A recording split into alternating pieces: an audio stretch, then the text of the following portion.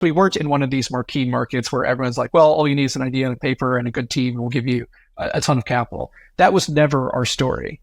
And so the unit economics always had to work. There always had to be tons of margin. And so because of that, one of the mistakes I believe some fintechs made, now I think very few of them make this mistake, is in the early days, you'd have phenomenal technology, sometimes phenomenal credit, and then almost capital markets was an afterthought. But we got the joke early. We understood that the difference between good capital markets execution and bad capital markets execution could sometimes, depending on your asset class, be more impactful than having the best underwriting versus the worst underwriting. Now, of course, you need to have the two play together. Without terrific credit, you can't have good capital markets.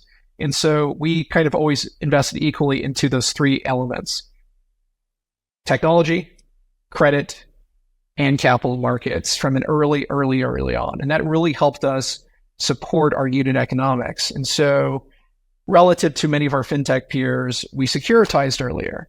We got rated AAA from S&P and Kroll. Very few fintechs ever achieve those milestones.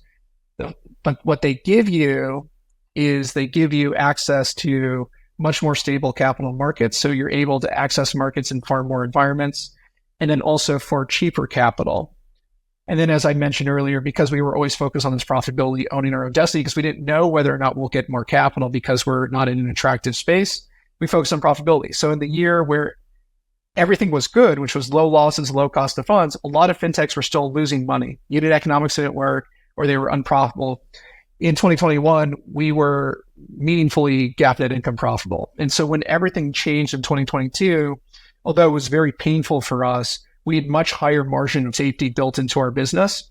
And then because of the mindset of who we are as a team, that led to us being profitable back in 2021.